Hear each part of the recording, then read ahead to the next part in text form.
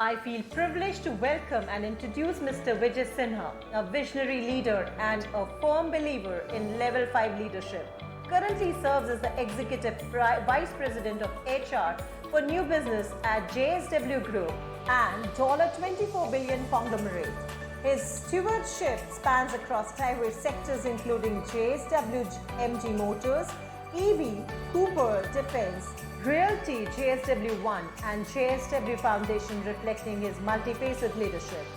With over 30 years of rich experience across industries such as manufacturing, hospitality, retail, and animation, he has exemplified excellence in every role he has undertaken. A graduate from Xavier Institute of Management, Bhubaneswar, he began his career with Steel Authority of India Limited and was awarded the prestigious Jawahar Award in 2005 for his contributions to HR at Rourkela Steel Plant. His career trajectory includes senior HR roles at Adani Power, JSW Steel and JSW Energy, where he pioneered transformative initiatives such as setting up shared services for the JSW Group. His profound contribution extends beyond his corporate responsibility. He has been honored with numerous accolades, including the HR Leadership Award, Indra Super Achievers Award, and the world's greatest CHRO 2016-17. As a thought leader, he regularly shares his insight at prominent forums and education institutions, demonstrating his commitment to fostering the next generation of leaders. So, ladies and gentlemen, please put your hands together to welcome Mr. Vijay Sinha.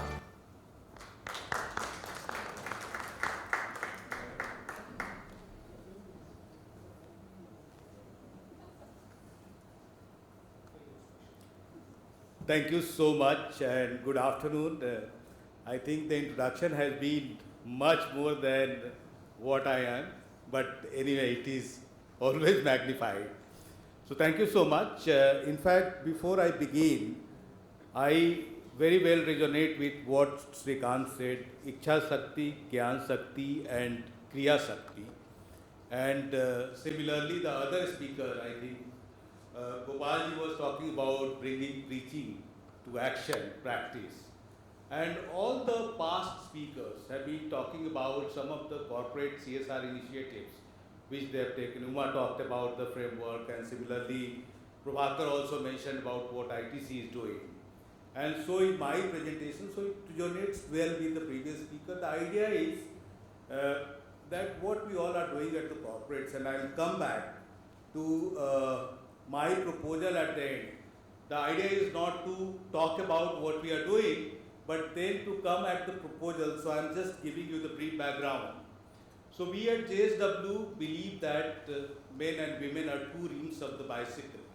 And if there is unequal dimension of any of the rims, then it has the audacious, demand for bringing down the entire structure, the bicycle will collapse.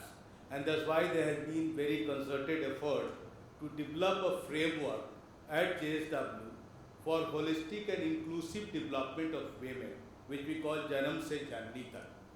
Now, the entire program focuses on, health, nutrition, similarly education, empowerment, and is divided into these stages which I will be talking about.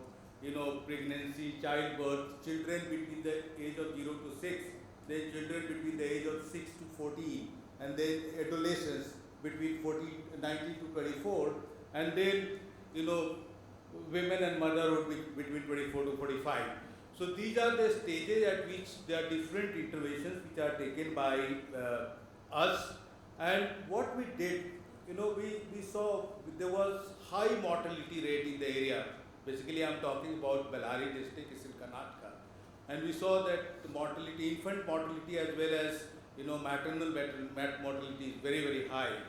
And we started doing the research that why it's so high. So one cause we identified was the early marriage. And what do we do with the early marriage? Because women are getting married at the age of 14 years. So we said that unless until you start engaging them, because a lot of school dropouts, there is no avenue for, work. So what do we do for elongating their, marriage? and they get engaged in the school or get some work. So we started a program where we said that anybody who is 10th pass and want to work with a BPO, we started women BPO and non-voice BPO because, they cannot speak even vernacular language very properly with the clients.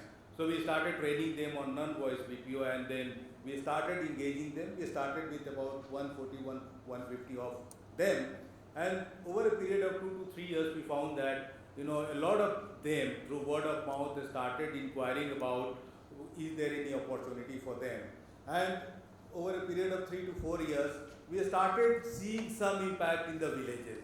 So we parallelly also started a lot of activities like providing transportation facility to all the women who are looking for medical support at the time of pregnancy, because they were supported by quacks and there were a lot of infant mortality.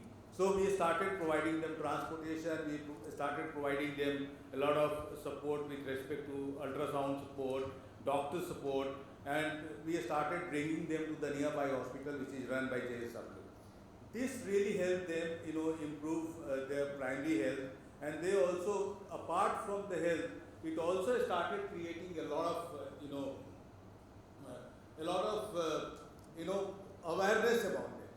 So all these programs, there have been different programs which I will not be speaking about because of paucity of time, but all these programs at different stages have helped them, grow better and become better and create awareness among the villagers in the community in the direct impact zone. Then the second program which we started was the waste management, and after this I will talk about what we as a council need to do. So this solid waste management was a big problem, and there were lots of piles around the villages, and there were a lot of sanitation issues, there were a lot of hygiene issues. So we created awareness, and we started giving some stipend to the community members to do door-to-door campaigns and segregate wet waste, hazardous waste and dry waste. And we started processing dry waste. So dry waste we started bringing to the plant. Some of the recyclable dry waste went for circular recycling, and some of the dry waste which was not recyclable, that went to the cement plant in the furnaces. So we put that in the furnaces. And the wet waste, we started a lot of composting facility where wet waste started getting converted into manure and organic compound. This has really helped transform the village, and the village sanitation and hygiene has gone to a different level. Then we have started different reward recognition program. The idea of this is to bring proposal to the council. So these two were just to give some insight that what we are doing and how we can create impact at the larger level, at the national level as a council. And my two submissions to the council is, one, we as a corporate are doing a lot of such initiatives. Can we collaborate with such initiatives and create a case study, and then through our reach we present to different forums, different corporates, and we hear also a lot of corporate people. Can we benchmark those and take it back to different areas, different states, different corporations, and create larger impact as a council? Second, my proposal is to write a case study. We partner with the corporation, we do the case study. Second is, can we institutionalize a CSR award where all these initiatives which are linked to ancient wisdom, right, those can be awarded through a CSR award at the national platform. We create a platform and we start reaching out to the corporation, saying that all these initiatives which are based on ancient wisdom will be recognized. The idea is that over a period of 4 to 5 years, there will be a lot of impact, a lot of outreach. So with these two submissions, I end my presentations. Thank you so much. Thank you, Vijay. Thank you. Thank you.